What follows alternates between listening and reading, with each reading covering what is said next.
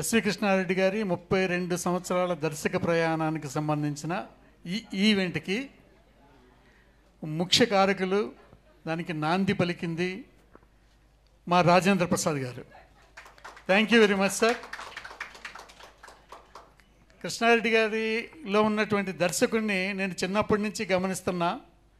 Yes, డెఫినెట్గా అతను దర్శకుడయ్యే అవకాశం ఉందని చెప్పి అతను ప్రోత్సహించిన ఒక హీరోగా అప్పటికే ఫామ్లో ఉండి చాలా బిజీగా ఉండే ఒక రాజేంద్ర ప్రసాద్ లాంటి ఒక హీరో, ఎస్ ఎవరో ఎందుకు ఈ సినిమా నువ్వు చెప్పిన కథ అద్భుతంగా ఉంది, ఈ కథకి నువ్వే డైరెక్టర్ అయితే బాగుంటుంది కృష్ణ అని చెప్పి ఆయన్ని ప్రోత్సహించి నాకు ధైర్యం చెప్పి కృష్ణారెడ్డి గారిని దర్శకుడిగా బొట్టు పెట్టినటువంటి వ్యక్తి మా రాజేంద్ర ప్రసాద్ గారు.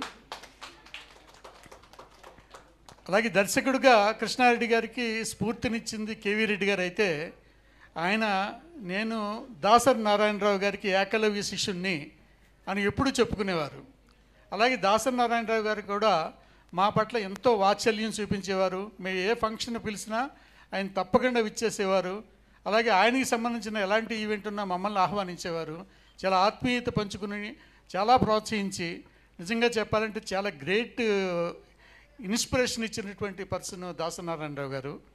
కృష్ణారెడ్డి గారితో ఎప్పుడు కూడా సరదాగా నవ్వుతూ అనేవారు, లేదు నాకంటే గొప్పవాడవయ్యా కృష్ణారెడ్డి నువ్వు, అదేంటి సార్ మీ ముందు నేనంతా, మీరు అసలు ఏం అద్భుతాలు అది ఇది అంటే, నీ ఎన్ని చేసినా కథా మాటలు, స్క్రీన్ ప్లే, దర్శకత్వం ఇవన్నీ నటుడుగా అన్నీ చేశాను, నువ్వు చేస్తున్నావు, నాకంటే అదనంగా నువ్వు మ్యూజిక్ చేస్తున్నావు, యాజ్ ఏ మ్యూజిక్ డైరెక్టర్గా నీకు ఒక అదనంగా క్వాలిఫికేషన్ ఉంది కాబట్టి నువ్వు గ్రేట్ అని చెప్పి ఆయన సరదాగా ప్రేమతో ఆత్మీయంగా అనడం అనేది మాకు ఎప్పటికీ చాలా గొప్ప సత్కారంగా ఫీల్ అవుతాం. అయితే కృష్ణారెడ్డి గారికి ఒక 30 సంవత్సరాలు పూర్తి అయిన తర్వాత అలాంటి ఒక ల్యాండ్ మార్క్ జర్నీ అనే దానికి లిమిట్ లేదు. ఇక్కడ మా మురళీమోహన్ గారు కానీ, రాజేంద్ర ప్రసాద్ గారు కానీ 50 సంవత్సరాల సినీ ప్రయాణం చేసినటువంటి గొప్ప వ్యక్తులు ఉన్నారు. అలాగే మా ఆలీ కూడా 40 సంవత్సరాలు జర్నీ చేసినటువంటి ఆర్టిస్ట్ ఉన్నారు. ఇంకొక చిన్న అంటే మురళీమోహన్ గారు గుర్తు చేసిన విషయమే నేను ఇక్కడ ప్రస్తావిస్తున్నాను. కృష్ణారెడ్డి గారు దర్శకుడిగా 32 సంవత్సరాలు అయినప్పటికీ ఒక సినిమా ఆర్టిస్ట్గా 45 సంవత్సరాల ప్రయాణం.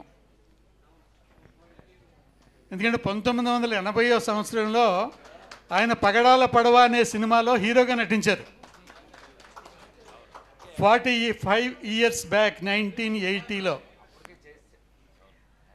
ఆ సినిమా అనేది సరే అనివార్య కారణాల వల్ల అది వెలుగు చూడకపోయినా సరే, అదే మాకు నిజానికి ఒక మొదటి మెట్టుగా ఒక స్ఫూర్తిదాయకమైనటువంటి ప్రయాణానికి శ్రీకారం చుట్టినటువంటి గొప్ప మలుపది. అక్కడి నుంచే సినిమా చేయాలి అంటే, సినిమా పరిశ్రమలో ఎంత టాలెంట్ ఉన్నా రాణించాలి అంటే ఆ రాణింపు ఇంకెవరో ప్రోత్సహించడం వల్ల ఆధారపడి ఉండకూడదు.